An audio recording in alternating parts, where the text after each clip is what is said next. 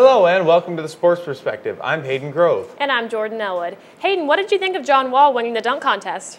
He did some fantastic dunks, and it was all thanks to an Ohio State student. The year 2000 is when we moved to Haymarket, Virginia, in the Northern Virginia area. Became a Wizards fan, and John Wall's a Wizard, and he was competing in the dunk contest, and I decided I'd help him out, try to egg him on, because at that time he wasn't really committed to doing the dunk contest. So I wanted to kind of encourage him. I know he's a competitive guy, so I figured if I kind of gave him some ideas, he might take it and run with it. I watched the dunk contest Saturday night, and I didn't even think anything of it.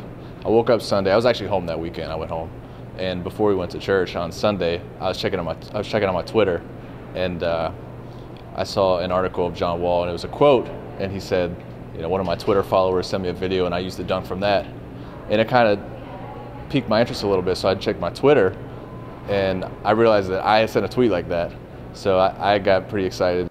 Last Saturday, in typical Big Ten basketball fashion, the men's basketball team went on the road to defeat Illinois by a final score of 48-39. With just a couple of home games left, the Buckeyes hosted the Northwestern Wildcats on Wednesday night, and I was there to see if they could make it 2 wins in a row. After an ugly win against Illinois, the Buckeyes returned right here to the Schottenstein Center to take on the Northwestern Wildcats, where they found a groove and won by a final score of 76-60. Amidst all the joys of winning, however, the Buckeyes ran into an unfortunate moment as Amir Williams and Nikola Sharina fought right here, and things escalated very quickly. With the Buckeyes well on their way to a double-digit victory over Northwestern, the Wildcats center Nikola Sharina vented his frustration by pushing Amir Williams toward the backboard. From there, things got out of hand as players were pushing and shoving, eventually leading to the disqualification of both Sharina and Buckeyes forward LaQuinton Ross. Amidst the chaos, Ohio State coaches and players couldn't see all that much of what was going on. It happened so quick. I mean, I saw the guy shove a mirror into the basket support, and from there it was just sort of melee, not melee, it's a bad term, but just a little bit unorganized, if you will. I saw a mirror and 45 down on the baseline. That's about all I saw. We didn't talk too much about it, so I haven't really heard what happened, but just saw a mirror and 45 down there, and we just went to the aid of our teammate. Despite his disqualification, LaQuinton Ross will not be suspended following his actions on Wednesday night. Nikola Sharina, on the other hand, was suspended for a single game for the Wildcats. While the fight took over the story on the evening, Sam Thompson had himself one of the best games of the season thus far for the Buckeyes, as he finished with 11 points on 4 of 5 shooting, including a 3-for-4 performance from behind the arc. Following the game, Thompson was in good spirits following the win. Man, if I didn't know any better, I think y'all thought I couldn't shoot. But no, I'm kidding. I'm kidding. I'm kidding. I was just being ready to shoot. We saw a few things in their defense where we thought we can get some open shots. They stayed down on dribble handoffs. We thought we could shoot behind the dribble handoff. We saw that they helped off the strong side. I think Lizelle hit me once. He got in the lane, and my defender was on him, and I just had a bunch of open looks, and I was able to knock him down. L hit some big threes today. Q hit some big threes today. So it was just we were shooting the ball well today. The Buckeyes will return right here to the Schottenstein Center this Saturday to take on the Minnesota Golden Gophers in a 6 p.m. game. For Buckeye TV, I'm Hayden Grove. The Ohio State women's basketball team will play their final home game of the season on Sunday afternoon against Northwestern. The Wildcats are 14-11 overall with just a 4-8 record in the Big Ten Conference, and like the Buckeyes, have been on a losing binge as of late. The Buckeyes tried to end their losing ways on Thursday night against the Nebraska Cornhuskers, and Buckeye TV was there to see if they could do that. Coming into the shot on Thursday evening, the Nebraska Cornhuskers had been riding a 6-game winning streak. The Ohio State Buckeyes, on the other hand, had been riding a 4-game losing streak. Despite their differences, the Buckeyes and Cornhuskers played a very evenly matched game until Nebraska ran away with it at the end by a final score of 67-59. Even before the game tipped off, the Buckeyes were given a 2-point advantage thanks to a technical foul in Nebraska for not turning in their starting lineups on time. From there, however, the Buckeyes and Cornhuskers played a sloppy first half, combining for just 52 points as Nebraska held a 2-point lead heading into the locker room. In the second half, the Buckeyes raced out to a 9-point lead before allowing Nebraska to make their way back into the game. In the final 5 minutes, the Cornhuskers controlled the action, pushing the lead to 11 points before finishing with an 8-point victory. I said overall, I thought we were really good defensively and played aggressively on offense. make enough plays. But we shot 42% against a very good defensive team, and like I said, we did a lot of really good things. But you can't make the mistakes that we made and be down the stretch and beat Nebraska. While the Buckeyes struggled, sophomore guard Amaris Alston had one of her better games of the season, scoring 31 points on 12 of 17 shooting and finishing 5 of 8 from behind the arc.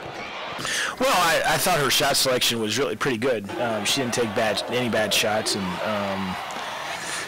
she overall played really, really well. She made some big shots, and during that run, she was terrific.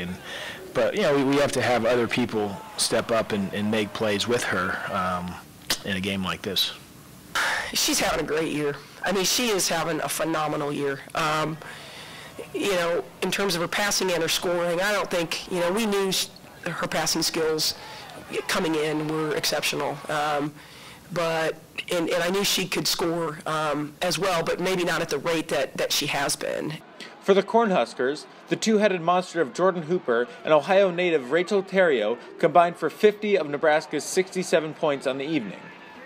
On Sunday, the Buckeyes will be right back here at the Schott to celebrate Senior Day as they play their final home game of this season. For Buckeye TV, I'm Hayden Grove. When we get back, we'll take a look at the newest national champions at Ohio State and men's hockey's weekend action against the Wisconsin Badgers here in Columbus. Stay tuned.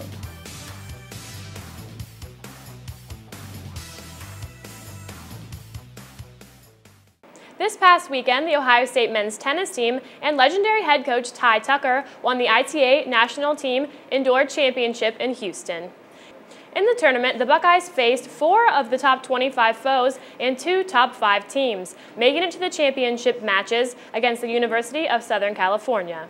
Ohio State quickly defeated the Trojans by a total of 4-1 to take home the national championship and secure their undefeated record.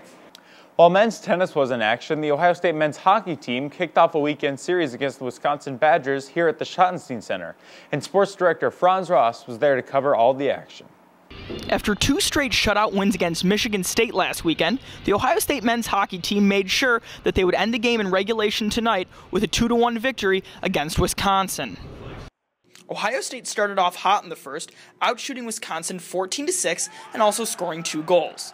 Even though the Badgers battled back by evening the shot total and scoring in the third, it was to no avail as the underdog Buckeyes walked away with a win. I just, you're playing a very good hockey team, and, they ended up getting that first goal, and it was kind of just defend from there and, just make sure we're not making too many poor mistakes, and thank goodness we eliminated enough to win the hockey game.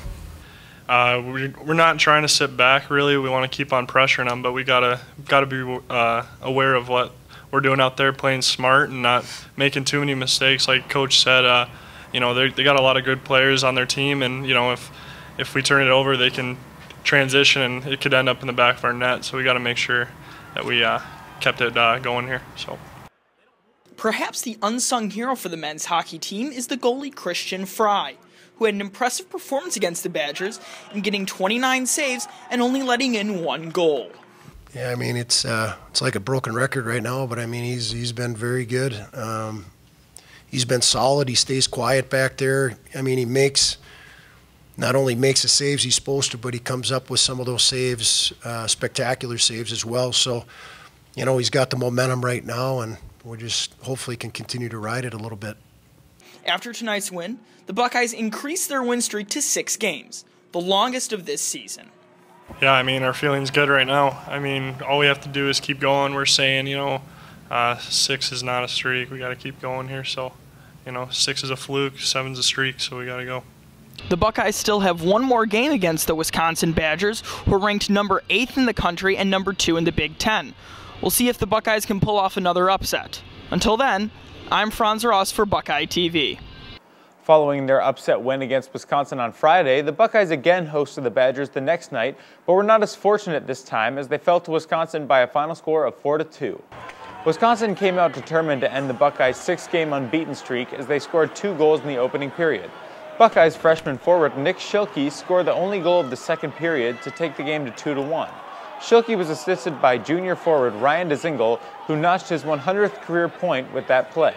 Though junior forward Max McCormick scored in the third, the pair of Badger goals in the final period sealed a 4-2 victory for Wisconsin. I think we played a pretty good hockey game there, but, you know, I mean, they're a very good hockey team. You never want to get on streaks and lose 2 in a row. We knew that we were going to get their best shot here tonight, and even though falling, you know, down by 2, I just give our team credit. We just kept battling back. Last week, longtime New York Yankees shortstop Derek Jeter announced that he will retire following the 2014 MLB season. Jeter has manned the shortstop position for the Yankees for the better part of 2 consecutive decades, all the while becoming one of the most popular and beloved players ever in a Yankees uniform. Jeter has captured 5 World Series championships, 13 All-Star appearances, 5 Gold Glove awards, and 5 Silver Sluggers, and will look to add 1 more of each award heading into his final season. Heading into the final week of the Olympics in Sochi, the USA has pulled ahead for a tie in the medal count. The U.S. and the Netherlands both have 20 medals, and just behind them is Russia with 19, Norway with 18, and Canada with 17.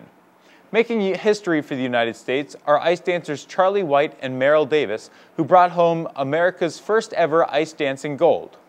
And the men's hockey team played spoiler to Russia as they defeated the host country in the preliminary round on Saturday with a score of 3-2. It should be a very busy weekend for Ohio State athletics as both the men and women's basketball teams begin to wind down their regular season. For the men's team, a Saturday matchup with the Minnesota Golden Gophers will tip off at 6 p.m. from the Schott. From there, the Buckeyes will travel to State College, Pennsylvania, looking for revenge against the Penn State Nittany Lions.